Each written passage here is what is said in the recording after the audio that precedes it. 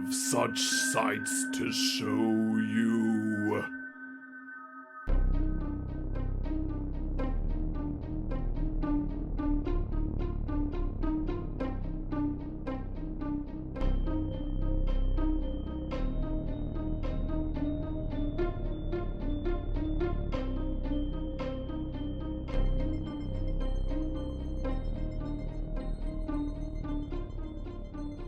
We're Poppin the Scary horror podcast here. I'm your host Coale, and with me as always I have my good friend and co-host Aaron. Aaron, how you doing, bud? Man, I'm doing all right. Well, that's good. It's a real scorcher out there today. Yeah, like above 100. Yeah.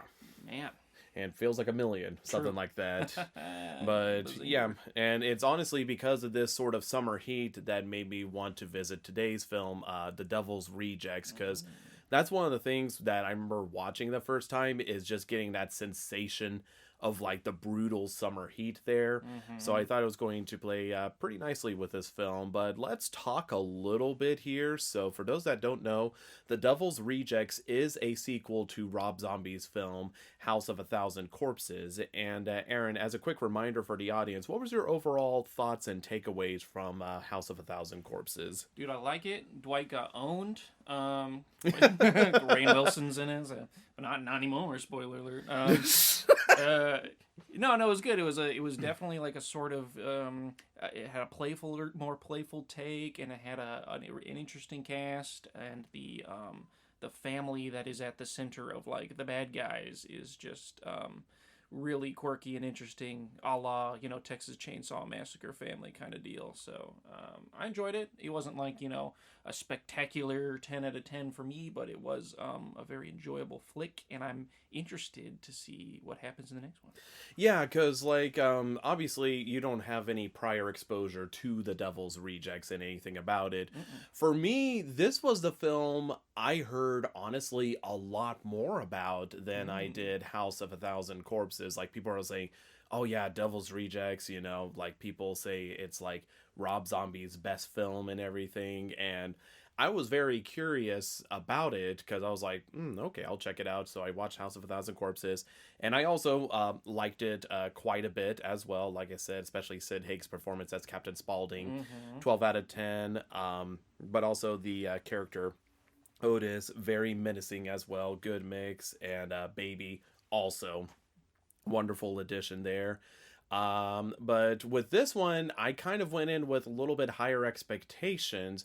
And because of that, I'm very curious on how it's going to be the second time round. This is one of those films that, you watch the first time and you're like, I wonder how it is the second time round. Yeah. One of those things that it's like you can give like a fairly good definitive rating, but I'm very curious on how I'll feel the second time round. That's all I'm going to put out there, and I'll be very curious to see what your thoughts are on this film as well here. But yeah, I mean, aside from that, I've never heard anything too much else about it. I know they have this awesome documentary on the DVD, which is like A Day in Hell, or talking about the shooting of it, which I wish I had watched before watching it a second time, but hey, maybe I'll watch it afterwards. But it's one of those things. Yeah. Aside from that, we'll all be right back with y'all whenever we all watch The Devil's Rejects from Rob Zombie. So stay tuned. Yeah, don't reject us. You have to stick around. My wife left me. Oh, not again. What's the matter, kid? Don't you like clowns? Why? Don't we make you laugh? Aren't we fucking funny? You best come up with an answer, because I'm going to come back here and check on you and your mama. If you ain't got a reason why you hate clowns, I'm going to kill your whole fucking family. All right, now get your fucking ass out the car. Come on. Yeah. Shit. Woo. And we are back from watching The Devil's Rejects. Hey, Aaron. Yeah. Hey, Aaron. Yeah. How was that ride? It was a wild one. Yes. That was Mr. Bones' wild ride. Did you want to get off the ride? There were times where I wanted to get off the Yeah. ride. Yeah, there's a couple of bumpy sections in the ride, to say the very least. Yeah. Yeah. Oh, yeah. Absolutely. That was kind of my overall reaction the first time watching it as well. I was like, Jesus. It was gratuitous. Yes. I think that's going to be my word of the podcast. I would say gratuitous, but surprisingly not in the way that it's doing like the audience favors per se. What do you mean? Well, like, like how in Friday the 13th, God love the franchise, they have gratuitous sex scenes and stuff like that. Right. Scenes just like that. fan service, Like, kind of like, oh, haha, that's fun. Yeah. This film, not so much. It kind of uses very shocking imagery for very much shock and awe. Yeah. Yeah, the whole thing is very sadistic. There is more nudity in this film, though, than I think I've seen in any of the other films. Just a lot of booby. I mean, there's so much that maybe some of it was a little bit of a toss to the fan, but yeah, no, almost all the booby involves violence as well at some point. Yes, for sure. And I guess that's what I mean, because like the gratuitous side, because it's not like, like, oh, haha, this one's for you fellas. Right. Here's some. Get a quick jerk in, buddy. Yes, for sure. It's definitely not that kind of film. There are moments like that, but very sparingly. It's that kind of film if your kink is sadism to an extreme degree, I guess. Yes, that was one thing with this film I was not prepared for, is I wouldn't even say like complete tonal shift, but the amplification of it compared to the first film, because it's interesting watching it the second time, because the first time I remember watching it, I was not prepared for the tonal shift it took, because I mean there's definitely some sadistic messed up scenes in the first one, right, but even then that was just kind of, you could shrug it off a little bit there. It kind of was more campy and goofy. This one is grounded in a lot more gritty realism. Yeah. Well, I would say like maybe gritty fantasy. But yes, exactly. It's yeah. I know we'll talk more about this after we dive into some of the plot and the characters and all that. But I think crucially, it's because in the first film we kind of followed this camp of survivors. Like that's who the camera's set behind most of the time.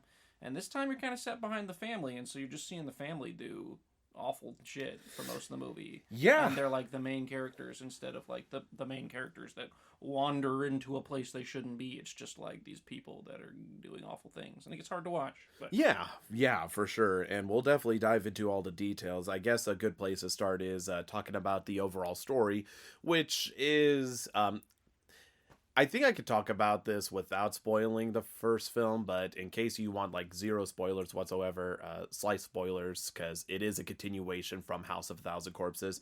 But basically, we end up at the Firefly estate whenever it begins to be raided by local authorities led by Sheriff Wydell, played by William Forsythe, as he decides to take down the Firefly family and stop all of the atrocities they've committed, all the murders and horrific crimes they've done.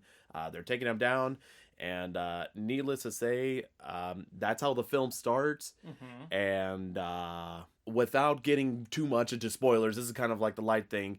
They do a little bit of a shootout there, and that's whenever some of the members of the Firefly family have to escape and figure out what to do now that they're on the run. Right. So I think that's the basic premise you can get into without spoiling everything there. But I mean, as is, it is kind of funny seeing somewhat a continuation of the story. And again, because we do get that perspective change, because in House of a Thousand Corpses, like you mentioned, Aaron, you're watching the survivors there, and so you were probably thinking in this one, you're like, oh, well, how every film has gone, and usually the horror slasher kind of violent franchises, you focus on the survivors that then end up going to the main enemy's trap, because I'm sure you were expecting the Firefly family again, just not from their perspective there. So how do you think that works as a sequel, instead of just having another group of survivors, now just focusing on the Firefly family having to deal with the repercussions and how they respond to the repercussions? Well, I mean, I feel like it's a little bit of a risk, right? You kind of take a little bit of balls whenever you switch the camera that way, which can be given kudos in some way. But I think with any risk comes the risk of failure, and I don't think it served this film particularly well. That's just my opinion. Interesting.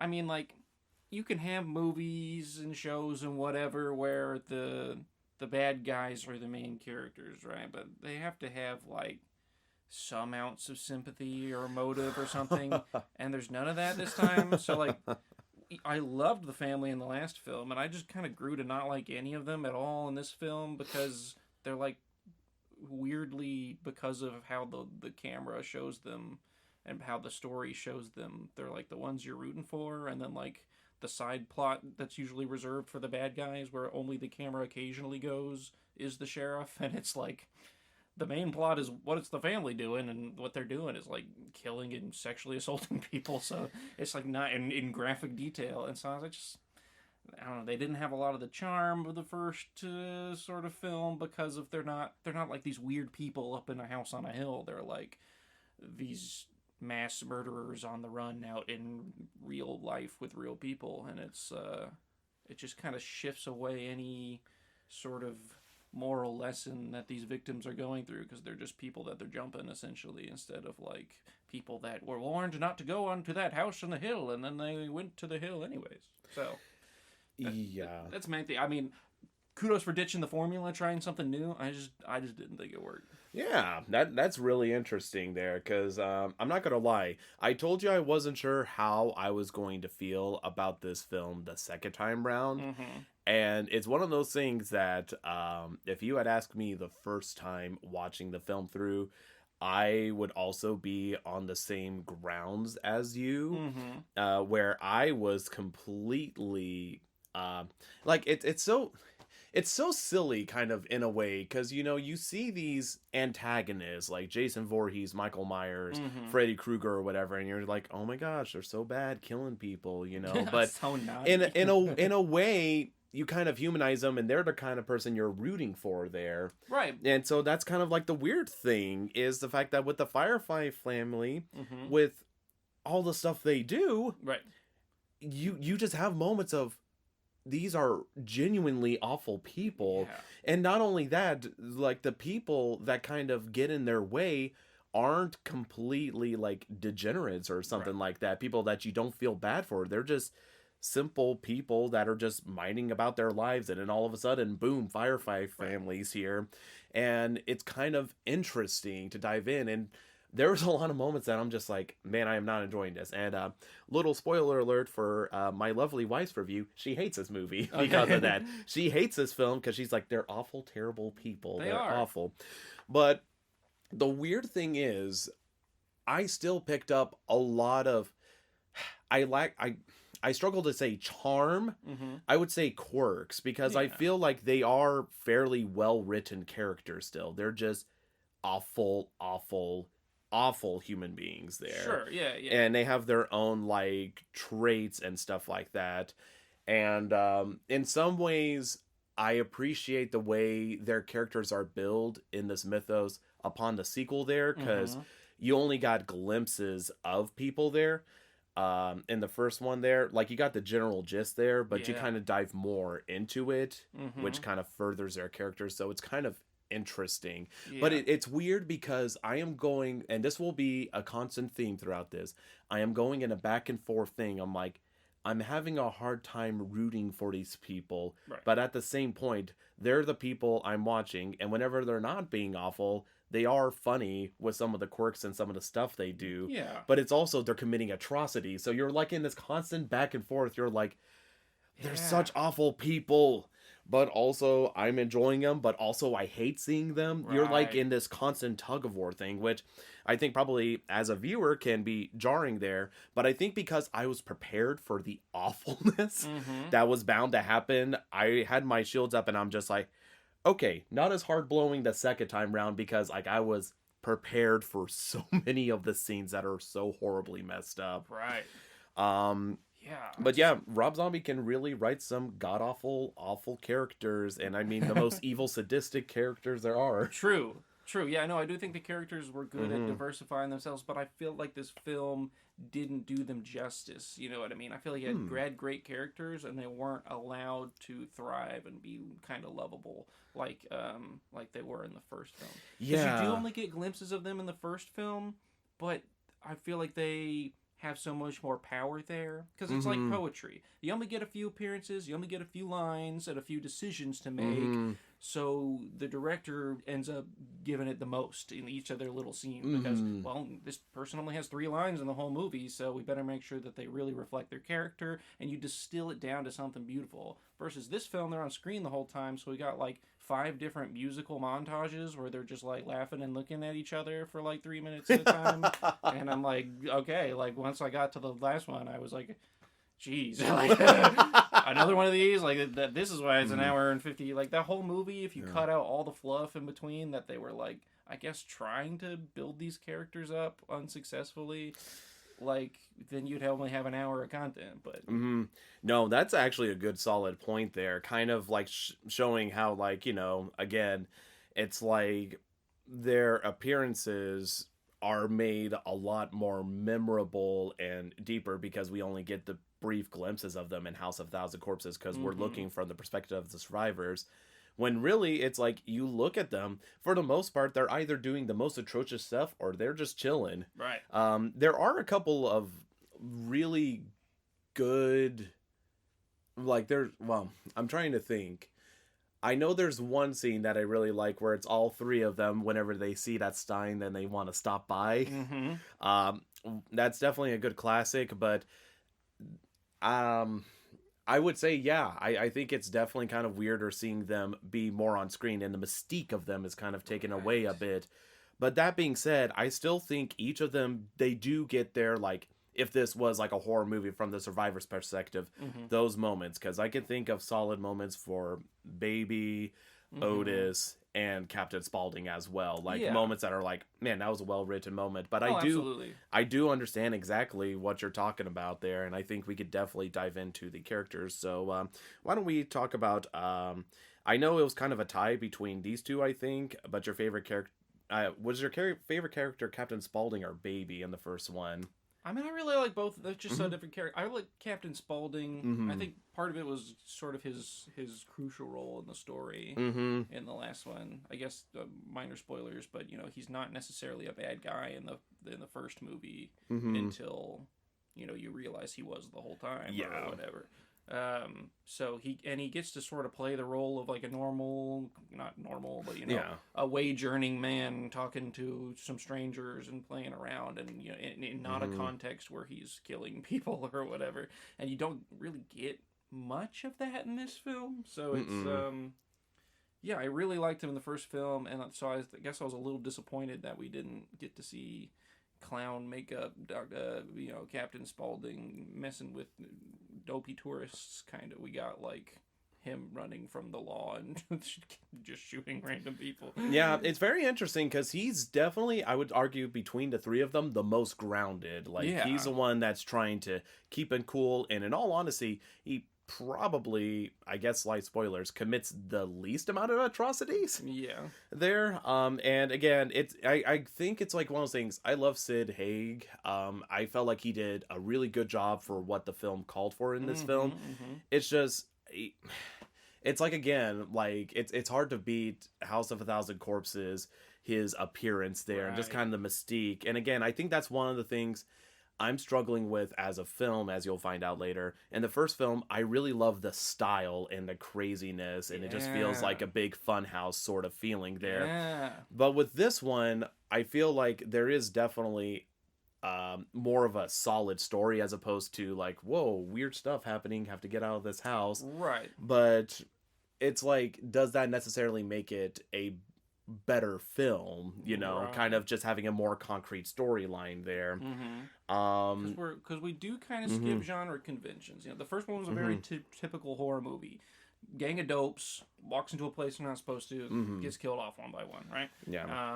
And this one doesn't feel like even like a horror movie to me. There's like, it's grotesque, it's a body genre, there's a lot of violence and stuff, but what separates this from like the level of sex and violence in Game of Thrones or something is, that Game of Thrones isn't a horror movie, but you see all kinds of violence, and this one just felt like a weird action movie that without a lot of horror elements, and it was I don't know, it was a different vibe, and there's nothing wrong with having a different genre for your sequel, but I just felt like it didn't execute that well, just because you escaped the constraints of genre, but then what did you do once you lifted those constraints is not a super compelling story to me, but Yeah, for sure. And I only mentioned that, I guess, because I know I detracted talking about Captain Spaulding, but it's like in the first one, he seemed to be like a lot more bright and colorful, because again, we only got to see the facade of Captain Spaulding, like the character he's playing. There's only at times where you saw a few chips where he was more grounded. Right. So it was weird seeing him in this film have to be a lot more grounded. He definitely has some goofy moments there. Yeah, for sure. But definitely not like we don't get to see the persona of Captain Spaulding, I suppose. We just get to see the real Captain Spaulding there. But I feel like overall with the scenes that he's in, I mean, he does a good job, but it's hard to top his performance in House of a Thousand Corpses, and I don't think that comes down to Sid Haig per se. No. I think it comes down to the writing itself and what he was supposed to be in this film. Yeah, kind of like the glue to keep Baby and Otis working together, since obviously they're both fairly volatile towards each other constantly. He has to be kind of the middleman. Absolutely. There. So it's obviously no diss whatsoever to Sid Haig, but it does end up being a little bit of a watered down performance there. But we could go ahead and talk about your other favorite character from the first film, Baby, who I feel like definitely gets to show off more of her funny, quirky, flirty side a little bit, but is also kind of more grounded. Like they're having to take situations seriously. Right. Yeah. And I think that's kind of like one of the things as well that kind of makes it a little interesting maybe on why it's not as enjoyable to watch them, because they're constantly on the run. They're not like cat playing mouse sort of situation where they could be whoever they want because they're already in their trap. They're on the run away from the law enforcement. But that being said, Sherry Moon, like, she just does a really good job. She still is has a good moments as well there. There's definitely a lot of moments. We could probably talk about some favorite moments there, but she manages to still do that flirty sort of ditzy sort of acting thing as well, while also being basically the lure to get the group what they want there. So I think she does a good job overall, and she does have to do a lot more emotionally draining scenes where she's like screaming and everything else there at moments. So I think that definitely deserves some kudos there. So I enjoyed her performance. It's always nice seeing her play with this character. Yeah, I'd absolutely put her in the same boat as Sid Haig, where, you know, I thought her performance was great. I felt like the script maybe didn't lend her character to be as, you know, enjoyable as the first one, but that's probably going to be the running theme for a lot of these characters. There are a few that I felt like transferred over okay, and we can talk to those when we get to them. But I would definitely agree though, because like I said, she only gets a few kind of moments to do that. There's only a couple scenes where she's really like in control of something and gets to express her character, and she kind of shines in those moments. But I would totally agree. In all honesty though, I think like even though like I really enjoyed Sid Haig and Sherry Moon Zombie's performance, I feel like Bill Moseley had some of the strongest scenes there, but I think it's just because his character is the most sadistic, and this film is just not afraid to hold back punches there. Supposedly Rob Zombie had a hard time getting an R rating for this film because initial cuts he sent like the first like 7 or 8 times or something like that. They're like, no, this is not R, this is going to be rated X basically. And you can understand why with some of the scenes they did, but I feel like Bill Moseley playing Otis, like he definitely is very menacing. Like Mhm. and he kind of got to be menacing in the first film there, but I feel like it's even more amped up. Yeah. Like they're really not holding back any punches. Like the gloves are I off. do feel like they shifted his character, maybe intentionally or not, but I feel like maybe I'm just misremembering it. But in the first movie, I remember a lot of he was like more of an ideologue, you know. He's this guy who's like preaching this stuff, and like you Mhm. know, he was kind of they kind of gave some sense of morality to the monsters, or at least a justification to what they were doing. Mhm. And in this one, there's like none of that. It was just like I'm killing people. There's like one scene where he's like, "You believe in God? Haha. Have him save you now. He doesn't. I'm gonna kill you. Cool." And but it's like I don't know. It just feels like he turned into a Reddit atheist or something. Like, okay, it is whatever. Yeah, I just feel like in that instance, it's like now he's pretty much ride or die sort of situation there. And again, whenever he gets into a situation, he's really screwing with people's heads there. And that one monologue you gave probably is my favorite performance he does in the film there, especially whenever he has a line, "I am the devil and I'm doing the devil's work." Yeah, there. yeah. Like that scene was definitely kind of a bone chilling to me, especially the first time there, but just like a strong performance. Like you can clearly tell like Bill Moseley, whenever he was channeling this Otis character, again, he's definitely drank the entire pitcher of Kool-Aid. Sure. There. It's not even just like whiffs, because again, you did see that ideology he had in brief glimpses there, but never the full force of it. You obviously saw his violent tendencies, and he was out of the entire family the one you would definitely not want to mess with. No, for sure. There, and I feel like in this film, he just continues that feeling from the first film, just very much more amplified, as you mentioned. It's kind of interesting you did mention that he has his own morality and beliefs in the first film, but in this film he's just like, to hell with it. They give you like hints, Mhm. like reminders of it, but it's not like a central point Mhm. to his character or the plot like it was in the first one. But Yeah, he's definitely kind of the one, like the leader, the driving force and everything. So I feel like it's an interesting group of characters to focus on for an entire film that you're pretty much stuck with there, whether you want to or not there. And the person that's pursuing them is Sheriff Wydell, as mentioned before, played by William Forsythe, and he has a very interesting role as well, because very much spoilers for the first one. Again, I know we keep saying spoilers, but seriously, but the sheriff that was killed by the Firefly family in the first film, his brother is back and is now really feeling that vengeance, and so now he's having to toe the line of whether he is basically doing it the lawful way or the vengeful way, right, and dealing with that. And you're pretty much stuck with him, and it's definitely interesting to see his trajectory and where he goes with his character. But I feel like overall, definitely an interesting perspective to see, again, looking at the law enforcement, because again, it's just like you have the main three characters running away, and then you have the sheriff trying to figure out everything on his side right. there. So what did you think of the performance overall? He was like incredibly like a caricature of a cowboy vigilante. He had this whole voice. He was like, "All right, I'm gonna take you down," you know. And I couldn't tell how much of it was being silly and how much of it was serious. This whole movie, I couldn't tell if it was like a black comedy at times, or like just, I mean, there was definitely comedic parts, but I couldn't tell if the whole thing was supposed to be like this is like goofy, because he was kind of goofy. He was so vengeful and serious to the point where it was a little bit, it was like, I'm like, is this goofy? Is this supposed to, is this a little just trying to be a goofy guy? But I mean, I did like his character.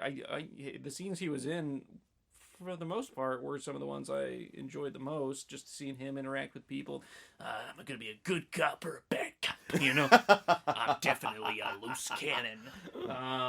And so it was sort of interesting to have like almost that to match the same level of ridiculousness that I would say the family had in the first film, but then sort of lost in the sense that they're the main characters, so you can't just maintain that level of like whoa for the whole movie, you know. But he sort of ended up becoming the most eccentric one in a lot of ways, which is surprising when you put him against this family of absolute weirdos. And he somehow came off as one of the more strange characters to me, because he was just like, all right, justice. You know? Yeah, he was very much a man on a mission, to say the very least there. I would agree with those points. He definitely does get a couple of good scenes there, but he does play an interesting role later on as the film progresses that I most certainly want to talk about in your thoughts. But we'll talk about one of the other Firefly members, Mother Firefly, who in this film is actually played by Leslie Easterbrook, which I didn't notice the first time round that she had replaced the first actress. Okay. I believe Karen Black was the actress who played Mother Firefly in the first one, and I thought she did a really good job. Like, she picked it up there, and I felt like she also had a lot of strong scenes there. Like, again, she also managed to show off the manicness of the Fireflies, to say the least. So I feel like she did an excellent job for the few scenes that she did have in the film, because again, you're having to focus on a lot of characters back and forth there. But she definitely made a strong performance, and her presence was acknowledged and known in this film. So True. I thought it was good, because again, she definitely played more to the like sexually driven side there, and pretty much bolstered it anytime she could there. And yeah, you could tell that she was absolutely riding on an all-time high. True. So I thought she was good. Yeah, no, I thought she was good. I thought she had a good performance, and she was in sort of a different and interesting position than some of the other characters were. So I feel like the scene she was in maybe stood out to me a little bit more. But yeah, I would agree. Obviously, there's lots of other characters we can talk about. I'll try to get to some of the like ones that stuck out to me there. One of the characters that did show up later on is Captain Spaulding's brother, Charlie, played by Ken Foree. He was actually in the original Dawn of the Dead from George A. Romero. Just a fun fact there. Yeah, but I thought that he was a fun character to have as well. Just kind of allowed more breathable, funny moments there. Because like I said, there's a couple of jokes that are genuinely funny. And then, which is a good mix on the stuff that's most certainly not funny. Right. Which again might hurt it there, because you're not sure exactly what tone to take the film at there. But I thought his performance, you know, for the few scenes he had, is just fun. He gets a lot of fun dialogue, fun moments. He was just really charismatic to watch. Yeah. And he definitely a character. I feel like this film was just full of characters, just truly characters.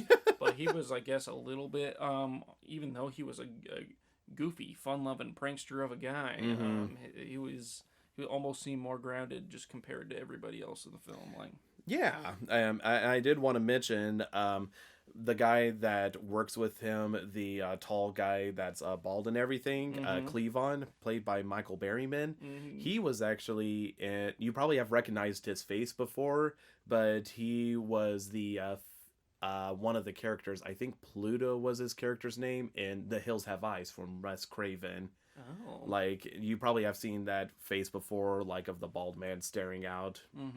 But yeah, that's him. So he's in a film, gets a couple of lines, but I think it's just more of a cool cameo, which I think definitely there's a lot of cameos. One of the ones that I only realized just now is one of the hookers, Candy, that Charlie owns. It's E.G. Daily, aka the voice of Tommy Pickles and Babe the Pig. And funny. She was fun to watch. Yeah, she was good. Yeah, but it's funny because her voice, I didn't know it was her, because she just sounded normal there. Right. Not doing that voice that she does for the character, so that was fun. Yeah, and I also love, there's a bunch of little things, like Tiny was in it for a bit again. Yeah, Matthew McRory. He was fun. Yeah. I wish there would have been more Tiny scenes there, Same. But as is, I thought it was nice to include him. That was the character that I felt like almost translated the best from this film, which is funny to say.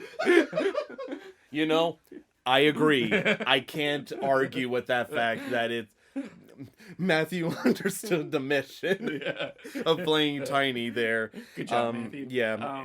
Danny Trejo was in this movie. I actually really liked his character, and he had a partner the actor I didn't recognize, but I liked both of them. Yeah, supposedly the actor's name was Dallas Page there. Not sure what he's from exactly, but I thought he was also kind of fun.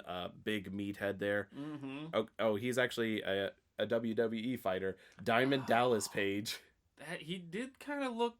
He definitely looked like a WWE wrestler. He's a fucking humongous dude. But... Yeah, but the bounty hunters they play are super fun. Danny Trejo, he's just always having a good time in every film. He just goes in and has a good time, and you can't help but have a good time with him there. So that was fun as well. But yeah, going back to Matthew McGrory, it was sad because this was actually his last film he was in because he passed away due to natural causes, which, you know, he was abnormally tall. Like, I think he was 7'6", something like that. Big guy. Yeah, and anyway, so it was nice that the film was dedicated to him at the very least there. But yeah, I'd probably argue there's loads of characters throughout the film, but those are kind of the main noticeable ones, and I'm sure we could talk about later. One thing that I do have kind of an issue with is obviously this film is made in the early 2000, well, actually mid 2000, holy cow, 2005, and while they use a lot of real blood, there's definitely CG that is not aged well. I mean, it's like that same kind of clip art that you use. And even some of the real blood they use, it's like, wow, this looks like a high school drama performance. Like, I feel like, just with the amount they gotta use, I feel like at some points they fucked up just because of how often they were doing it. But there's definitely one or two times where it's like, yeah, it looks like somebody just spilled, like, fake blood they bought at a Halloween store on a tablecloth here or something and called it a day. Yeah, definitely hasn't aged well in some of those aspects there. Definitely very much whenever it comes to cinematography, it is very shaky cam, which I'm very mixed on. There were some stylistic choices that were like, I don't want to shit on them, but they were definitely like, I don't know, then like fucking film critic McGee over here is gonna be like, yes, I loved that choice. You know what I mean? Like, I don't know, like all they tended to transition to scenes with like a Windows Movie Maker ass effect where they would just like freeze frame and then like slide this frame over to another. And I was like, do I like this? Do I hate this? I don't know. It was so bizarre that I was like, you know what? Go for it. It's no Saw transition. No, true. But, you know, it's a unique transition I haven't seen in a lot of films there. So it was definitely interesting to see that stuff there. So yeah, editing wise, I feel like overall it was all right. I would probably say just all right. There's definitely some scenes that definitely is like, could have. I don't feel like overall it was edited poorly. It's just the decisions they made me be like, all the time. I ponder many of the decisions they made. I don't know if they're bad ones, because it's like, as a whole experience, I get the style they were going for. It was just like, what is this style? That it's definitely a unique, bizarre style to say the least there. So it's definitely kind of jarring. And, you know, again, we've mentioned this before, but like the first one was very colorful, and this one is very much more dry. And it felt more like Texas Chainsaw Massacre there. But I feel like Texas Chainsaw Massacre worked fairly well because there was moments where they would have bright colors and everything there, whether it was like the bright yellow apron on Leatherface's apron or like that red room he appears out of there. That kind of makes it more eye-catching. With but red booty shorts in front of the but it was definitely interesting to watch this film because it definitely was not quite as colorful until they got to Charlie's specifically, which is basically hooker land. Just literally like a brothel cowboy theme park. Yes, for sure. But yeah, trying not to spoil stuff. Aside from that stuff, was there anything else you did want to touch on before spoiling the film? Sheesh, we got all wrapped up in characters and guess there's not a lot to. Yeah. Honestly, there's not a lot on the plot to touch on. Yeah. Soundtrack's good. I like the song choices. Yeah. Like good music taste. There were times where I thought it was a little cheesy. Oh yeah, you're talking about the like ending. The Freebirds. But overall, yeah, that was good. Okay, yeah. But I'll be curious to kind of dive into certain scenes because I know there are some scenes we're gonna have to undress. That was a terrible joke. God help me. So, Aaron, how about you talk about your rating?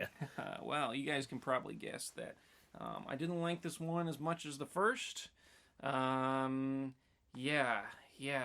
gee golly, I can't comfortably give this an above average score. I can't even comfortably give it an average score. I feel like, again, character's pretty good, just not give it. They were a little constrained by the actual plot at times. But still, I mean, they were so good in the first movie that they're still good in this movie. It's just not as good as they could have been. I've seen it. I tasted it with my tongue.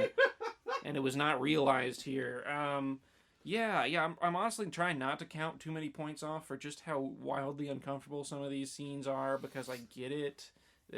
The genre of this movie is to be incredibly gratuitously, uncomfortably graphic at times, but I will count off because I feel like at times it was just completely unnecessary and it wasn't advancing the plot. So even if I was totally desensitized to that, I'd be sitting there bored with my dick in my hands.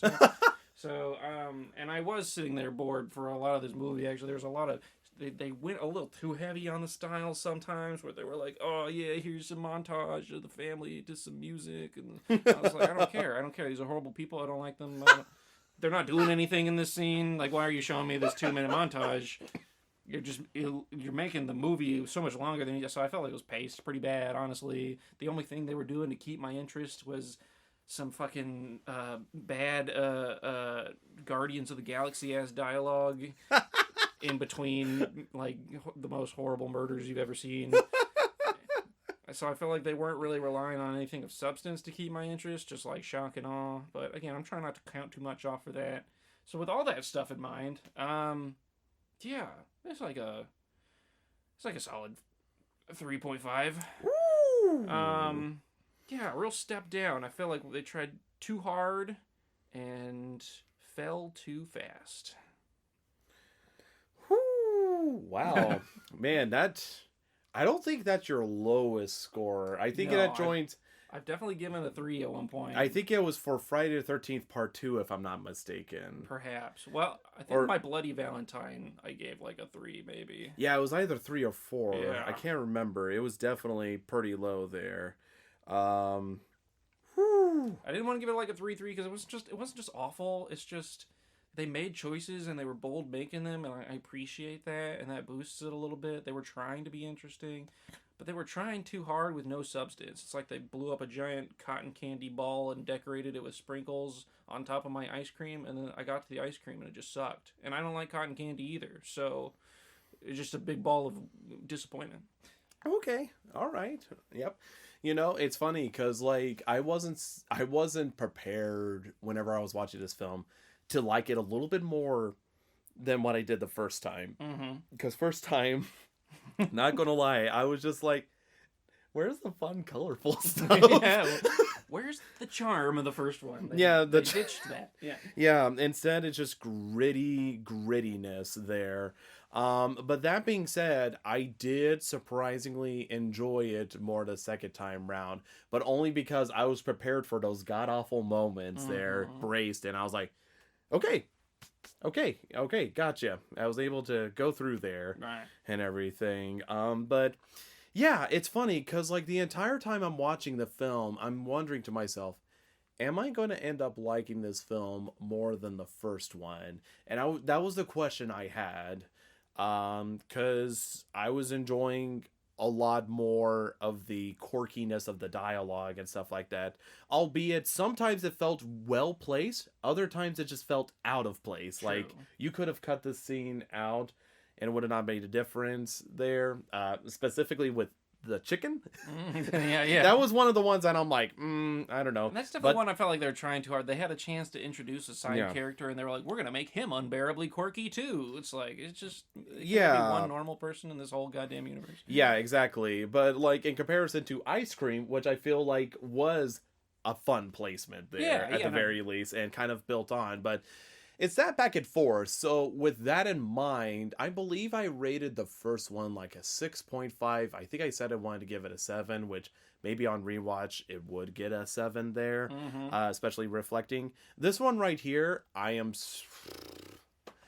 think I have to rate it. It's either a very, very, very, very, very, very, very, very, very generous 6, or at least going down to 5.5, because there definitely is like a lot of scenes that do just kind of like drag a little bit there in a sense, but because... I guess I enjoy the idea of like, what do you do when you're stuck with a group of characters that is god awful, that's being pursued by someone that's supposed to be the good character there. It's an interesting thing, but because of that, I do understand why it's lost you as an audience member, because you're like, I don't like these people. They're awful. I'm not having a good time there.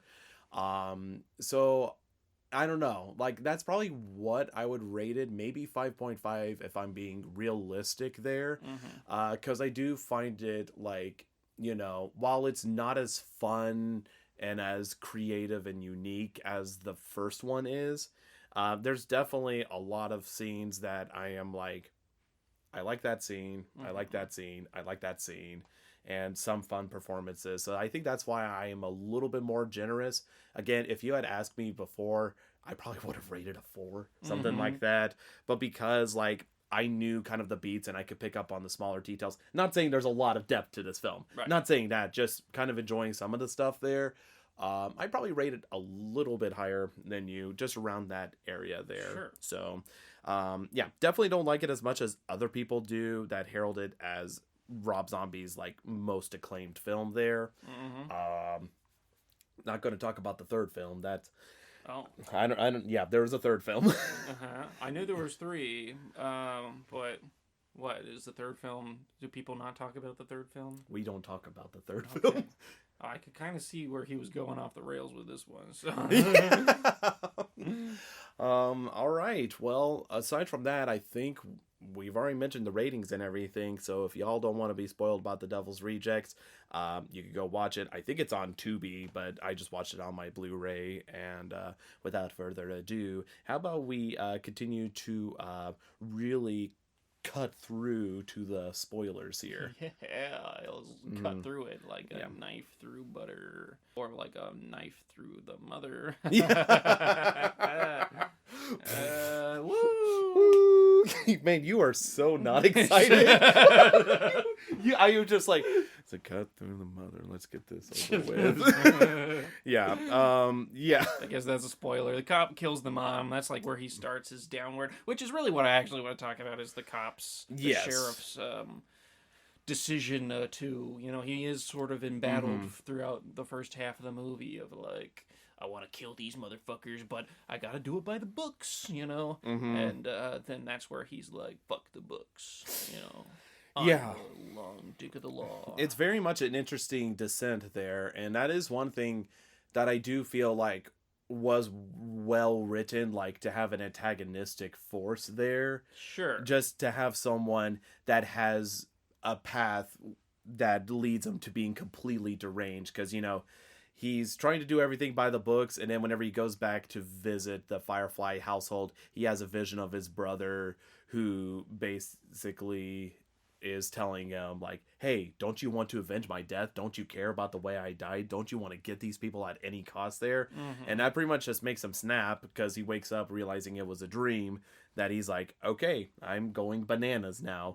And one of the first things he does is he goes up to Mama Firefly and just stabs her with a knife there. Pretty much being the start of his rampage that he starts to go on. And I'm curious on how you feel about the law enforcement going so far to justice that it's like, is he actually doing a good thing with how sadistic he's being? No, he's like trying to teach them a lesson or whatever. It was stupid. Partly because I've seen movies before, and I'm watching this whole thing, and I'm like, he's gonna go too far, and they're gonna get out of this somehow. Like, there's no way they just die here if he's doing all this bullshit and, like, jerking off on them. Not literally, but I guess I should clarify for this kind of movie. But that's what he's trying to do, is be like, you torture people, I'm gonna torture you and not tell any of my cops at the cop store that I'm here. And also, I took you to your house for some reason, and I'd hired 2 bounty hunters to get you, but then I told them to go home. And also, I'm gonna drink a whole lot. And also, I'm going to turn my back on you guys. And I think that's it. Is that the list? Okay, cool. Oops, I didn't kill you. How did that happen? It's like, come on, man. Come on. I've watched a movie before. It was just stupid. That's what just extra cemented that these people I've been watching the whole time are the protagonists, and they're supposed to I felt like Rob Zombie really wanted this family to be the main characters in the last movie, because he's like, he invested so much more time into them and their characteristics and their lair and their everything, what they're about, than they did the survivors, because like, whatever, these are just people that are gonna die. What I care about is this family. And then he's like, oh, people loved it, so I'm just gonna make this whole movie about the family. And it's like, well, now they're kind of gross, man. I don't care about them. Like, we love the monster in monster movies because it's the monster. It's sneaking in the shadows and it pops its reary head and ooh, and that's the part we go and tell. And when I see these people, I'm like not scared of them anymore. I'm just like bored by their disgusting violence displays. It's just impossible to, I don't know, maybe this is just me, but I feel like most people feel this way. It's like impossible to sympathize with someone after you witness them commit sexual violence, and like just because there's no like justification for that. For some reason in American culture we could justify all kinds of violence, but just not sexual violence. Like, there's never a good reason to just like, all right, strip at gunpoint and I'm gonna like fuck you with my gun and make you suck my dick. Like, there's no way you can go from that to me being like, I hope these people are all right. Like, there's just no way. There's no way. And then you make the bad guy, or the bad guy, quote unquote, of this movie, the sheriff, who's like, I'm going to go too far. Because that's the moral of this story, is when people kill 75 plus people, rape their bodies, like all this kind of stuff, the real bad guy was the one that didn't kill him fast enough. Like, so that's the moral of the story. Like, not that every story needs to have a nice little bow and a moral, but I was like, I'm uninterested in the lesson of this story, which is just yet another element of the plot. I'm uninterested. You got to give me something to be interested in. The only thing this movie gives you to be interested in is gratuitous violence, and that's not that interesting. I can see ISIS actually behead somebody on YouTube.com, or so, you know, like I can search the deep webs for real shit if I want to just watch gratuitous violence. There's like a war going on in Ukraine. I could just type in some cool combat if I watch somebody's head actually get blown off. I don't want to watch a movie where somebody's like, what if he had a knife and he stabbed him? Like, it's not even creative violence. It's like, what if somebody made somebody strip and then he put a gun in her pants? Like, that was like the most creative violence, I guess. But like, sorry, this is my rant now that we're in spoiler mode. Like, what is the point? What is the point of any of this? What's my reward for sitting through that? I get to watch Freebird music video at the end with another shootout. This time not on their Call of Duty map of a house. Like, what? That's the reward? I get to watch this cop mishandle justice in such an obvious and elongated way. Like, at no point in that journey was he's like, maybe I should just kill these people now at this point. Like, this is going to backfire on me any minute. There's a whole family member that we as cops just forgot about, I guess, and we don't know where he is. And there's no way he could be around the house that he lives in to come kill me while I just almost sexually violate this woman. I don't know. Was he going to rape her? I don't know. He was like whipping her and saying weird sex things and then choking her. I don't know. Was he going to do something weird? I don't know. Like, is this the bad guy? Is this the good guy? Who's the bad guy? There's nobody you're rooting for in the movie, so why watch the movie? Anyway. Holy hell. I needed this whole script was written by the 7th grader in the back of your English class that wore the hoodie up on the whole time. Was like, I hate my parents, so I'm gonna write this story about people dying. Oh, Rob Zombie wrote the story. Yeah, exactly. The difference is I don't want to listen to that kid's story, but I just had to watch it. Somebody gave him enough money to make it into a movie. And he had enough sense. He was bullied enough in the first movie to be like, all right, I have to make this appealing to a broader audience. But this is only appealing to a very small subset of people, I think. No, I'm not one of them. I remember what film it was. It was Krampus you got upset with. Because that's the last time you went on a huge rant. As soon as you were just... I was like, I am stepping out of the way. The Dark Souls boss music is playing right now. If any of you two pussies that listen to this podcast want to tell me that I didn't like it just because I am squeamish, boy howdy, are you wrong about that. All Americans, for some reason, just jerk off to fucking Game of Thrones and all these things that have equally disturbing depictions of sex and violence, alright? Alright, the difference is they had a storyline, and this storyline is like three bozos almost escape the law and are not that interesting when they do it. That's what I'm mad about. You're gonna make me watch that and not have any story and then continue to the next scene? Like, I don't know. When Daenerys gets, like, raped in season 1 on camera, it's like, well, because she does that to then suddenly, it has a mentality shift in her head where she becomes powerless to becoming powerful. And then suddenly she's the one in control in the bedroom with Khal Drogo. And then she births a child, and then, the child dies, but the dragons are her children. Sorry, I'm spoiling Game of Thrones season 1 for you, but there was a whole point to that scene, whether you liked it or not. There's no point in any of these fucking scenes except for to shoot your eyeballs full of shock. It's just not that compelling of a driving force for a movie to be shocked. It's easy to get shocked. We have the internet, man. Like, shock and awe is readily accessible. I'm crying, dude. I'm crying. I feel like I'm just talking too much.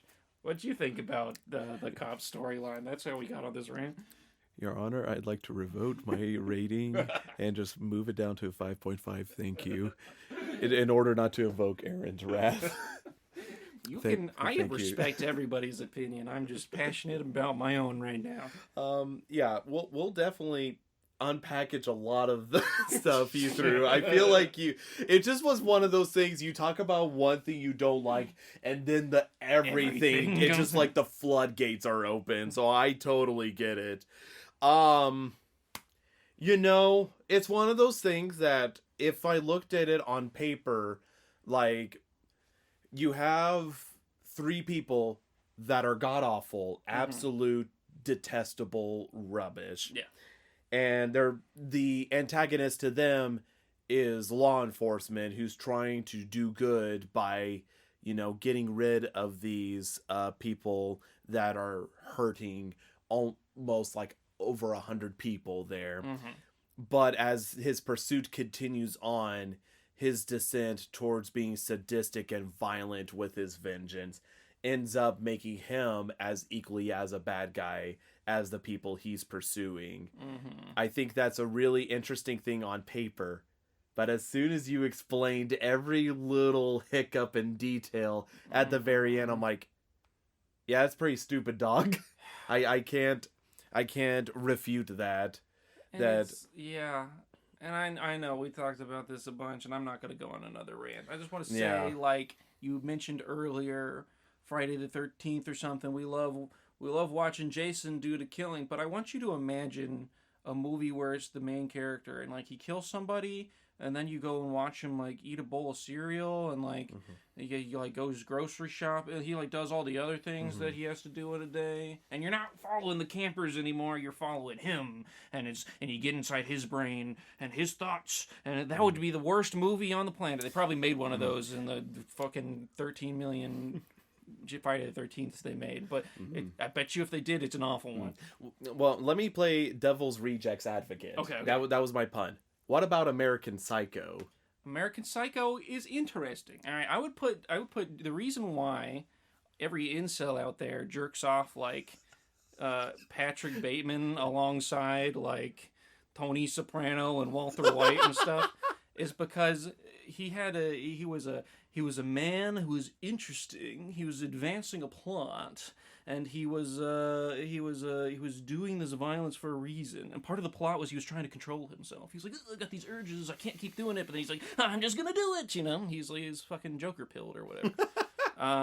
And he's got subtle conflict on him going on the way when he's getting investigated, but he realizes, you know, it's not me that's bad McGee. I'm in a weird little thing that's allowing me to do all this, you know, and that's the vaguest way I could put any of that if you haven't seen American Psycho yet, without spoiling anything. Patrick Bateman, you know, he's got his little moments. He's like, check these dubs. I forget what he actually says because I'm so used to you the like 4chan. Huey Lewis in the news? Yeah, you like Huey Lewis in the news? Puts on his little raincoat. And whenever he's doing those things, he's doing it to people that wronged him. And he's, rah, you know what I mean?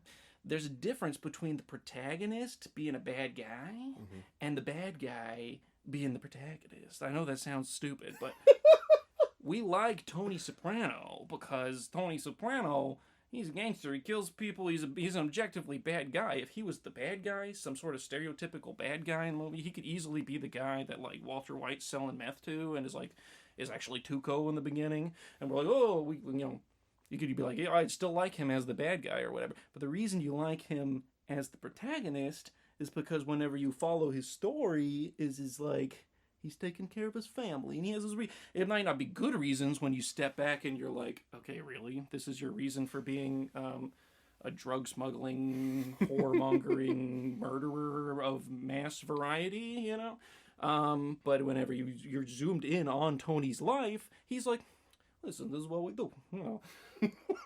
I'm doing this for my family. I got a big house. They got opportunities I didn't have. I'm sending my daughter to college, you know. And, you know, he's justifying this on the lens of Dr. Melfi or whatever characters you see him interact with. In this movie, you have three people that don't justify anything to each other except for they're just killing and they're just running away from the law because they don't want justice and they're doing sexual violence. I feel like even on all these bad characters you see, you never see them do sexual violence. It's like the one line you can't cross as a character and still be likable. Like even Patrick Bateman does the violence after the sex. Like it's just like one of those things, you know what I mean? Yeah, he never goes across that. He never like forces someone at gunpoint to have sex with them and then kills them, you know what I mean? But although it's definitely he's shitty to women and then kills them. I'm not saying I endorse Patrick Bateman's activities. I'm just saying it's watchable. You know what I mean? This one, because there's a plot that's being advanced. This one, it's like these guys.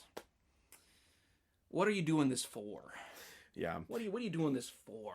I think I have found out kind of that's your main issue is the fact that whenever it comes to these the devil's rejects, as it were, your biggest quandary with them is not only do they do these horrific acts, but they seem to have no basis. It seems There's to only be that redeems it. Like it's just because they're bad, and I don't need redemption in like a realistic, worldly way. I need like redemption in their minds, but they don't care about that, or nothing they seem to be doing even is good for them. It's like they're just doing things. I don't know. Yeah. Well, that's really interesting. I am finding that these films that make you very aggravated or angry are the most interesting to me. For some reason, it's like I would buy it even, and this would be stupid, but just as an example, what if they thought raping and killing was like the only way they could get to heaven? Or like, what if it gave them superpowers or something? I don't know. There would be like a reason they're doing it, and like I wouldn't agree with it, Your Honor, your officer. I don't condone it, but I would, it would at least be interesting because I'd be like, oh, I get it, but it's just like they're just children of id, but without any sort of structure around them besides I have to be at this hotel because the other bad guy told me to be here, and then we have to drive to Whoreland because it's the place we can chill.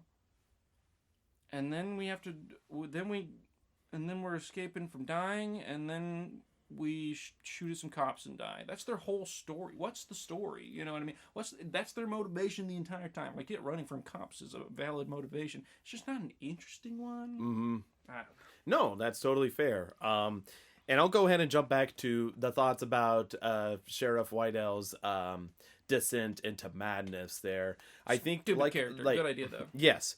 It's a good idea. I just feel like you pointed out a lot of the stuff there. Like, I feel like whenever it came to him torturing them, I believe that. Yeah. That's believable because he wants to do upon them what they have done to all those like innocent victims there, basically. Yeah.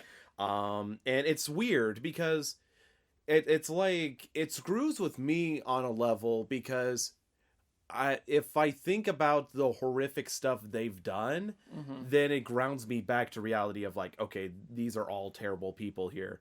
But it's like, because if you ignore, not that you should ignore, mind you, let me put this on the record, should not ignore the atrocious acts committed by these three in the film, then you start to almost sympathize with them going through this horrific stuff. Like whenever Otis is getting nails through the hand on the chair there, or getting the photos stapled of the victims on them, or getting electrocuted stuff. It's like a weird feeling where you're like, man, you're going a little bit too far. But then again, you're ignoring the fact that literally, Otis alone does enough atrocious stuff for all three of them, basically. I mean, you literally hear him talk like, oh yeah, no, I had sex with that corpse multiple times, busted her wide open. And we'll get to the hotel room scene, because I don't want to talk about it, but we got to talk about it. I don't want to talk about it, but we got to talk about it. Yeah.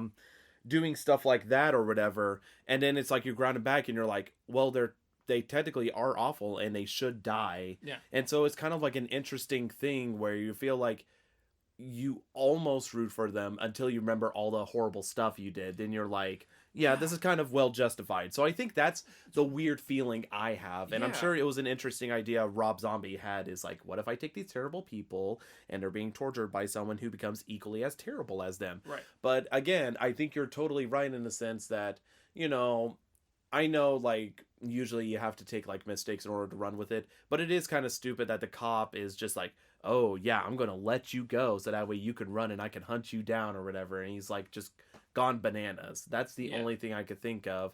And again, whenever it comes to taking it down, fortunately, Tiny is there, which, again, it's so depressing to only see Tiny at the beginning of the film and at the end of the film. Mm-hmm. That's it. And even then, it's like very rare moments there that there's like the tiny ex machina walks in and snaps the cop's head and drops it down. It's a little anticlimactic, I feel. Like, it's good to see Tiny, but at the same point, I just wish that it would have felt a little more different there. So I think it's interesting. I think it's one of those ideas, good on paper, not so great on the execution level. Like, I feel like whenever it came to the torture scenes and doing all that stuff, that was thought out well. It's just how do we make sure the Devil's Rejects survive out of this situation? Because they were pretty much in a very poor situation. It's just because of the cops' decision to let Baby go, just to hunt her down, almost similar to like the first film, whenever that one survivor, the one gal who was like super duper mean and antagonized the Firefly family, starts running away from them. And you hear Otis on the recording, "Run, rabbit, run, run." It almost seemed exactly similar to that, and almost wandering through like in the first film with the maze and everything.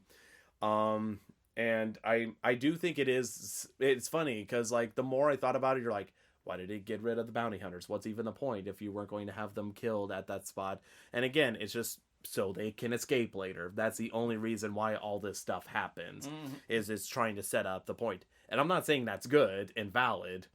It's just like, that's the only reason, and again, doesn't really play the logic there. So I'm in agreement with you that I feel like good idea. I just wish it was executed a little bit better. Yeah. There at that sense. It's one of those things where that ending scene, I feel like you're supposed to feel one of two things, but they both canceled out for me.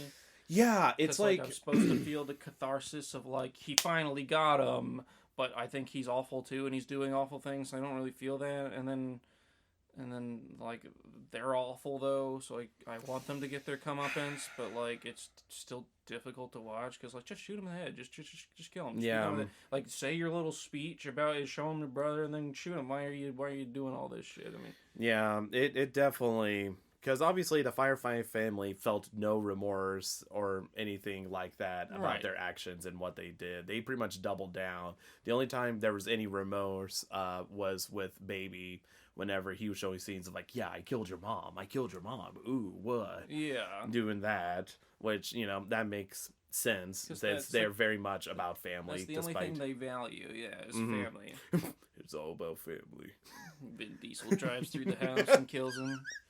I got you, baby. Get in. That would have been a great ending. Vin Diesel appears at the end, looks over at the Firefly family.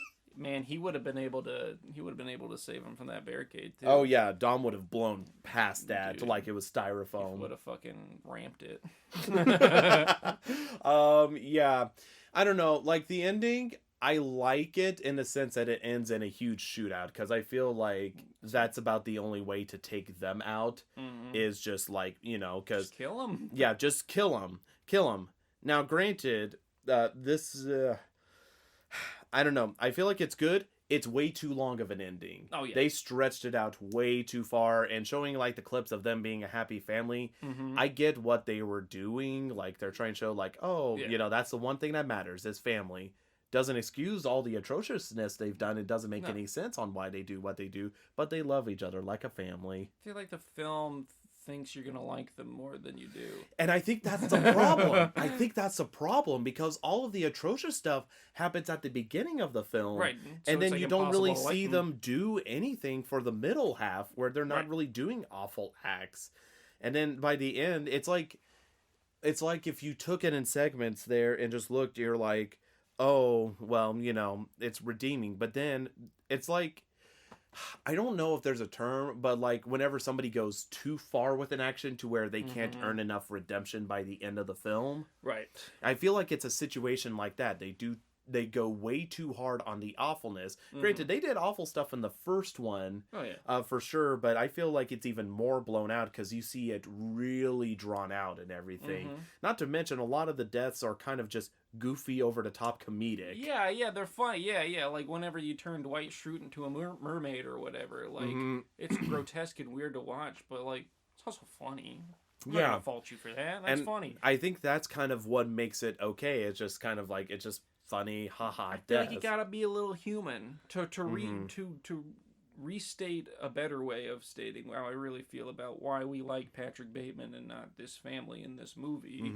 Is because Patrick Bateman does humanize himself in weird ways. He works at I'm Office McGee man, and then it's like, you know, he does his little face care routine and all this stuff. And I like Huey Lewis in the news. He's got like qualities that are like human, and then he goes rah with an axe and kills you or whatever. And you're like, yeah, these people, you don't see them. There's a way to make people do awful things and then still like them by giving them a little human quality. And like I didn't see that with them. They just bicker at each other, and it's like, I don't know, man. Yeah, I think it's just because there isn't enough. I think that might be one of the things. They rely too much on us liking them. Right. That no matter what awful stuff they do, we'll still like them. Because, I mean, It's Always Sunny in Philadelphia is a great example of just, like, very terrible, god-awful people. Yeah. But they do enough funny stuff and have funny observations to where you end up being okay that they're the main characters. I think the two things they do where you still love all the characters by the end of every episode is, one, they never get what they want. Yeah. They never they do all these awful things to people, and then in the end they learn their lesson or whatever. And I guess technically that happened in this one, but like... But it felt too late. Right. And then, but the other thing they do is, yeah, they're human characters. We love Charlie because he's a bird lawyer, and he fucking every episode he's doing something stupid. He's huffing glue or something, and it's like it's a little fun, and he doesn't understand that it's wrong. And they're having these conversations. We're like, what? And Max just is stupid, and Dennis is like a weird sexual predator rapey thing. But the way he does it is he's like, no, it's because of the implication, or like whatever. And it's like funny. It's humanizing. It's like he tries to They all have their own justifications for what they do, and this family doesn't. They're like, we're awful people. Ha ha! Let me cut off your balls. Yeah, I don't know. Yeah. I feel like they tried to, and I know this was pre Guardians of the Galaxy, Marvel Cinematic Universe or whatever, but I feel like they tried to do that kind of style of dialogue where you see a lot now, where it's like every dialogue is written out to be like the most perfect, funny, like version that character would say, where they're like, well, yippee-ki-yay, mother father. I don't know. I can't think of anybody's actual lines because none of it actually stuck with me that much. Let's see. Yeah, understandable. But I feel like they do that.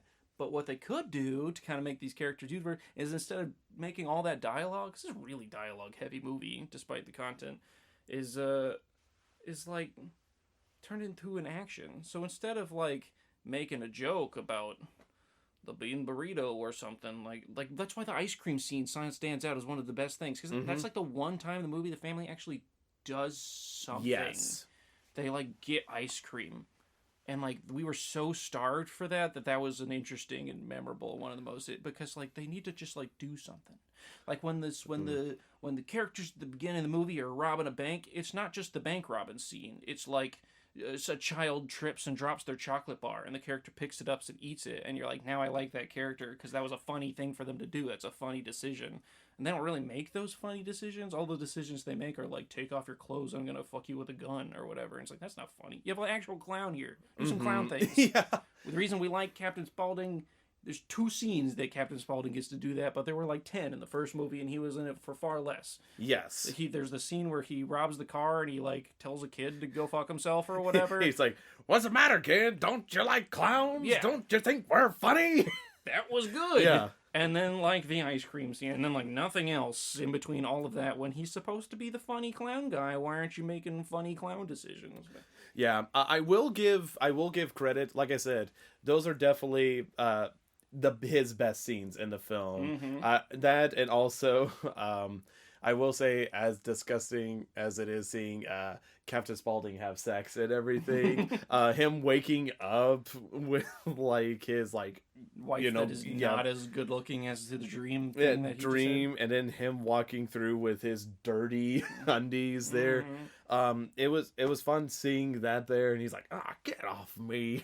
I'm still sore after banging you last night. You know, it's like he does get a couple of funny scenes, but it's only those few moments there.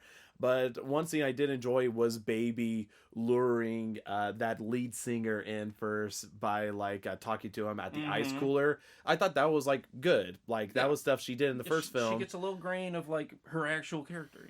Yeah, either that or whenever she's watching those 2 gals, whenever Otis takes the guys out and stuff, and she's, you know, one of the people asks to use the bathroom, she's like, hit her in the face. Just punch her. And then she wants but then she makes it weird, I feel like, because I did like that decision, but then she's like, now give me a kiss and told me you like it or whatever. Yeah. It wasn't even, like, I feel like I just delivered that funnier than, it was just like creepy and like, ooh, but I don't know. Yeah, and I think this is going to ultimately lead to the hotel talk, which I'm not going to go into gratuitous detail like they did there.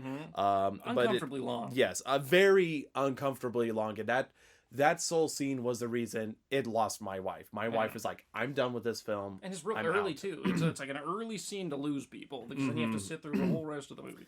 Yes, for sure. And that's exactly what happened with my wife. After that scene, she's like, I don't like this. I don't like this at all there. And it had lost her completely. There was no bringing her back in, even with like a Tutti fucking Frutti. Right. Like that's like too long gone. Yes. Too late.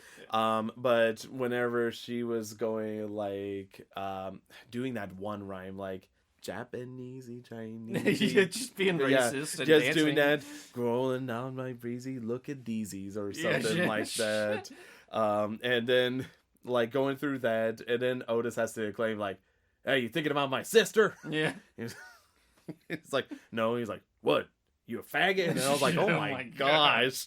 And then it's like, well, you're not thinking about her then. Yeah, like it's terrible content, but I also tend to laugh at it with how terrible it is. It's one of those things where like the other things we've already seen them do are so much worse that like I don't mind if you're sexist and homophobic, like or racist. all of the above in one sentence. Like, that's honestly funny to me compared to watching the other things you've done. Yeah, but like that's the weird thing is like Otis as a character is awful. I like him, but he's awful in other aspects. It's like it's the same way about like Ramsay Bolton, where he does a lot of atrocious acts, but the difference is he's the villain and not the main character. Yes, for sure. And because that's the thing, like I love hate Ramsay Bolton in Game of Thrones because he is god awful. He's the worst. Yeah, the worst. But the actor especially does a good job. Yeah. And I can't. He's charming. He has his reasons. He's a total awful sadist, but he's doing it for power, so I get that. And then he's going to get his comeuppance because he's the bad guy somehow. And then but Otis, I also feel an extension of that. Maybe not quite as much as Ramsay per se, but I still like the character. But maybe it's holding on to that persona I had from House of a Thousand Corpses that I want to like these three characters despite the horrific acts. Because like I said, like if you had cut out the whole kind of sexual violence he did with the wife there, because that's like I don't know, it's not like I guess for lack of a better word, it is very triggering, I guess, for me, where I'm just like I am not okay with this sexual violence going on there. Most people and all are this uncomfortable watching those yes things. For sure. But definitely watching that scene I could have done without at the very least there.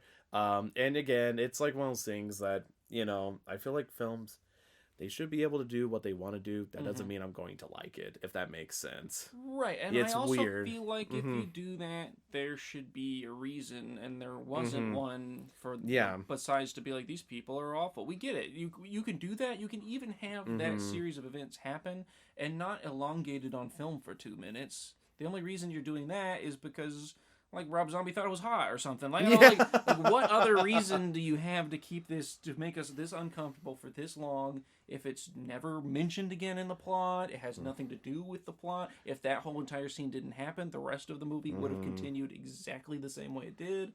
Like, there's no reason for this to happen except for you to not like the characters, so don't be surprised when we don't like the characters.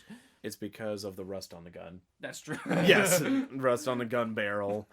God, it's such a terrible line, but I mean, I guess if you have it, sure, why not? I excuse that way more than the actual act, because he was like trying to rile up this guy and play with his food a little. That at least like it served his character, and it was a quick, 1 or 2 lines versus me having to watch this entire uncomfortable scene.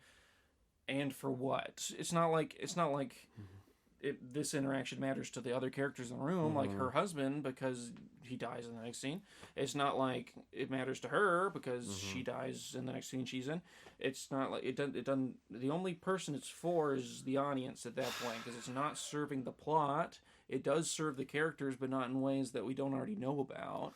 It doesn't do anything but just jerk the film off. It's like, hey, look at what we can do.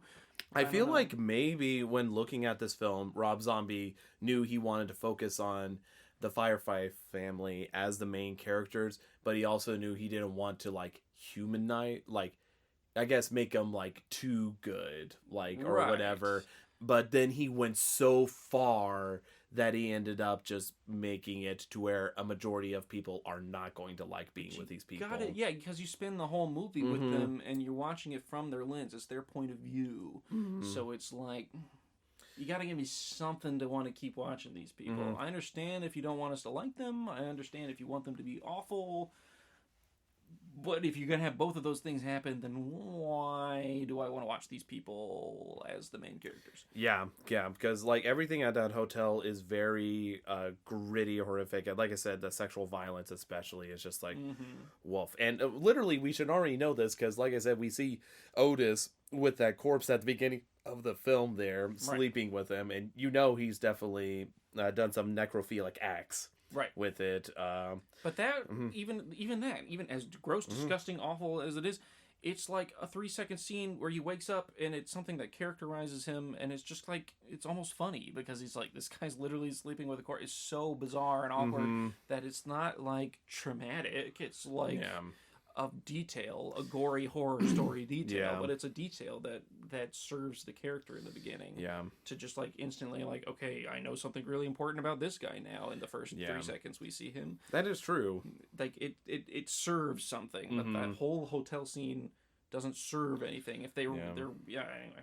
Yeah, and like I said, maybe if they were to keep the hotel scene again, just and I know, like, again, kind of like you mentioned, it's kind of like the people that are like, oh yeah, I'm going to write this hardcore scene, sort of something like that. But if you do that, you're going to lose a few audience members unless you are just somebody that loves that sort of violence there, which I am not. Right. I'm not. Unless I like you are the also fun. a sadist, and that's why you get enjoyment out of the scene, is because you're witnessing sadism. Yes, for sure. But yeah, because I felt like they did have like good scenes of violence. Like I said, whenever Otis takes the 2 guys out there, he's like, "You guys are going to help me dig up guns," and it's like, and then one, it's like, and then that's it. That's the end of the road for you. Yeah. Doing that, and then he does have that great kind of speech. Because again, I feel like whenever it comes to like, and I think that's what maybe Rob Zombie was trying to do, is show like, oh, they don't have a point for being bad. They're just bad, which I get. Right. But at the same point, because of that, you sacrifice any sort of, again, trying to think, like verification. Oh yeah, that too. I was gonna say motivating factor. Yes, for sure. Like them, just any validity to their actions. right There. And so because of that, it does definitely lose it. Yeah, there is no validity to their actions, which means we're watching just like wandering impromptu violence, which is cool, but then it's elongated. It's like I'm watching like a whole hour of this movie is impromptu violence, and what is the point of it, right? Yes. I think if there's not a point of something, it should be off screen, but this entire movie's off screen content is on screen. I think it just struggles with, if they have a lack of morals as their moral, it's a weak moral. Yeah, there. That's true. I don't know, because even then, like, we've seen films do, like, I have no morals done right. Yeah. It's just not a gratifying reason to fuel their actions. This is like maybe a little cringe, but people love the Joker or whatever as a character. He's been redone a million cajillion times. Well, and he's also the villain, but we've also seen things from the Joker's perspective or whatever. And it's interesting because he's like a no morals kind of guy, but he's also like, his whole thing is anarchy or whatever. He has somebody who he's trying to compel to do something, which is the Batman. He's trying to get him to kill somebody, or he's trying to get him to just watch the world burn or whatever. So there's a justification behind his meaningless actions, because he is doing them to provoke someone specific and drive their plot line or whatever. This movie's not that. You know what I mean? These characters, there's no motivation behind their violence besides the lack of motivation, I guess. There's no morals behind it besides, like, it's interesting to them, but, like, is it interesting to the audience? Like, the answer's no. Yeah, man, this has been a very hardcore subject here of the film there. It's just a hardcore film. Yes, well, for sure. Speaking of hardcore stuff, one of the scenes I was very surprised by is the fact that they left one survivor there wearing the mask of, like, her husband, spouse, boyfriend, something like that. Skinned his face, yeah. And then, like, leaving her alive to where house cleaning, comes in and basically has a whole awkward thing where she's, like, laying on her. Housekeeper doesn't know what's going on, runs out, and then the survivor runs out so far into the street to try to get help, only to be run over by a semi. That was really stupid to me, that whole thing. I understand being in a fight or flight state and freaking out and trying to leave because of that horrific situation you were put through, but it had been hours and hours and hours afterwards. Once she was free, her hands were free, so she could take the mask of her dead husband's face off of her face, but she didn't even try to do that. That would be one of the first things I do, is to rip it off while I'm running out the door or whatever, because, geez. And then, she can't even, I understand you'd be hysterical, but, like, just tackling her and just go, spitting blood all over her, you think you could at least try to do some words like, please help me, whatever. I don't know. I feel like you'd be gripping on a little closer to your ally and trying to level with her a little bit more. It'd be a little more level-headed. I know it's hard to be level-headed in that situation, but, like, a little bit more? Enough to not just run directly into a semi? Like, yeah, I feel like like, I think she was still bound and gagged or whatever, but even then you think she would, like, and I understand her she's gone arms through. were free. You could see that. Yeah, she should have been able to pull it off there. That's what I was about to follow it up with. But secondly, I feel like it's almost a parody of Texas Chainsaw Massacre, because if you remember, Sally ends up running and trying to stop the semi, and the semi stops there, except it hits the hitchhiker there. I feel like it was almost like Zombie being like, what if it hit the girl? Big brain play. Because, yeah, I don't know. I feel like it was done for laughs more so than shock there. Right. Because, like I said, I feel like there's jokes that hit, like Tutti Frutti and Don't You Think Clowns Are Funny, and misses.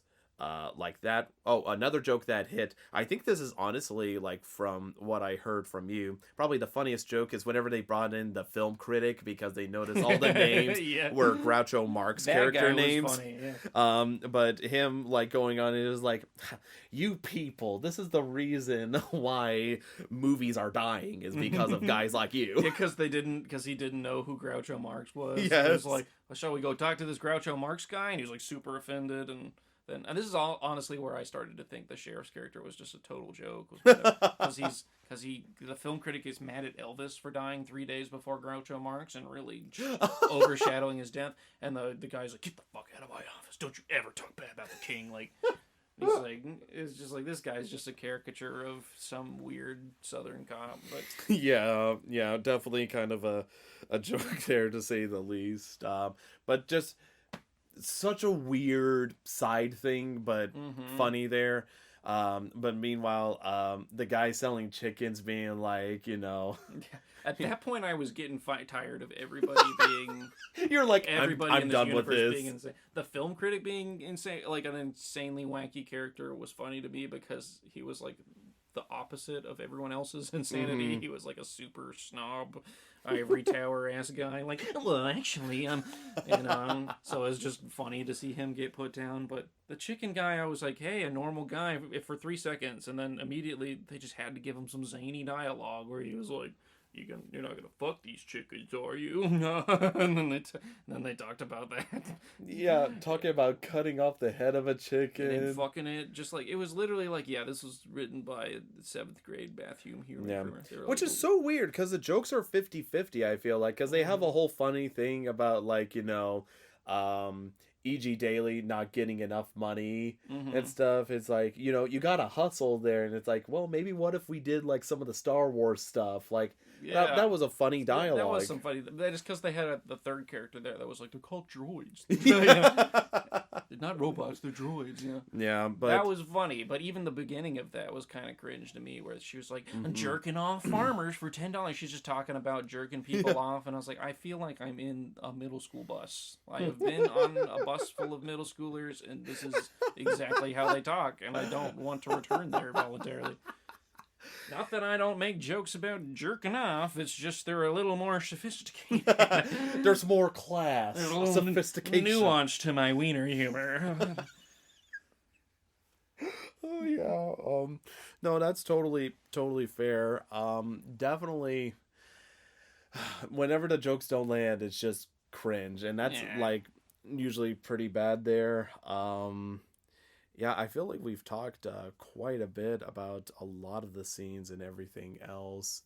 Trying to think of anything else. I think I did mention with the ending, I do like it ending on a shootout there, but I do think it could have been edited much, much better. The whole ending could have been edited much cleaner, better, and everything. As I said, I feel like in order for the ending to work, you have to like the family at that point, like, a lot, because it's just like scenes of them in flashbacks, and they're slowly dying. And I was like, I wanted these people to die like 30 minutes ago. So like, when you're elongating it, you're just like making me wait for the end of the movie longer. But yeah, man. Holy heck, dude. I'm trying to think. Yeah. Anything else you want to? I mean, I think you said everything you didn't need to on the rant. Too much, yeah. No, you're good. Anything else you want to touch on before you happily close the book on this film? I miss Captain Spaulding's gas station chicken place horror mansion yes. sideshow attraction. That was such a great spot. That's where he was at his best, man, is when he's doing that, and that, because that's where you see him for 99% of his appearance in the previous film. That was such a great set. Yeah, that's like part of his charm, and that wasn't even really mentioned at all. Yeah, you got to see his commercial there, which was fun. That's true. You did see the commercial, yeah. So that was a lot of fun there. One thing I did want to ask, were you surprised about the exclusion, I guess, of Dr. Satan? Yeah, because that's kind of where the last movie ended, right? As they captured that girl, and then he was getting they were sending it to Dr. Satan. Dr. Satan. Yeah, and Dr. Satan was like the reason that family existed in the first film, right? They had this whole lore about their, and they've kind of kept this dude alive for however long, but supposedly they were going to include a little side subplot with Dr. Satan there. Because I guess he's still under the house in this movie. He's not addressed at all.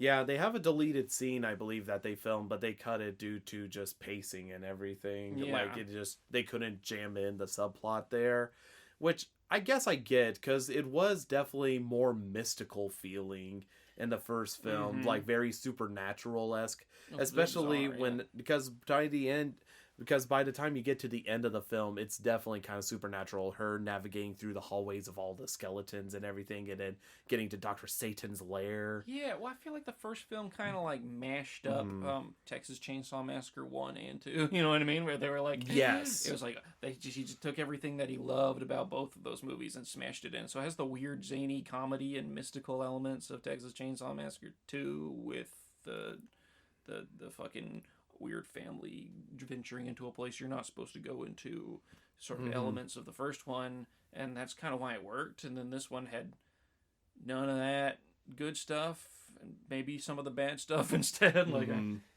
don't know, man. Yeah, no, but yeah, rip Dr. Satan, I suppose, pretty much. Definitely would have been interesting to see what could have been there, but overall, like I said, while Aaron did enjoy the film, I did slightly enjoy it more the second time round, but I honestly can't refute with Aaron's points. It's not legitimately like, I think Aaron's wrong on this one. I believe it's actually good.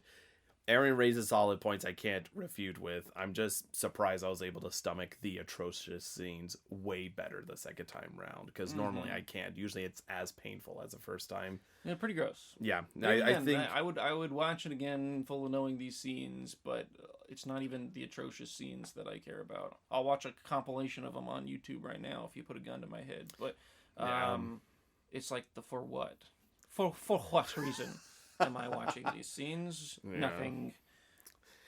That's a very poignant point to end on. I'm not even going to refute with that. That's like the like rest my case sort of decree. So with that being said, I don't think there's much else to tap on with this film here, so we'll go and tease the next film we're going to be watching for the podcast. And that one is going to be a film from the magical year 1997. Wow. Where a group of teenagers done goofs and does something, and whenever they continue on, they get a note saying this specific sentence about the person that they goofed on knowing something they did during a season. I know what you did last summer. Yes. Yes, that was a really hard one. I was like, I can't charades mime this whatsoever. Well, you did good, because I think I had it like halfway through, and then whenever you said something that season or whatever, I was like, it's got to be that. Yep. So, I figured, it's summertime, let's see what they did last summer. Who knows what those kids got up to? Who knows? But that being said, thank you all so much for listening to this episode, and we'll see you all again next time when we're popping the scary with I Know What You Did Last Summer. That's the first time I've ever done like a really like movie trailer voice on the outro there. Yeah. Oh, thank you. Chills. I got goosebumps. Bam, skunk goose, yeah. Be sure to subscribe to our YouTube, Castbox, or iTunes platforms to stay up to date when new episodes drop. To see what Aaron and I are up to, check out our respective Twitter accounts. For me, it is @ColeKirkVA, and for Aaron, it is @AnimalGameDev. Thank you all so much for listening to our podcast. We'll speak to you all again next time when we're poppin' the scary.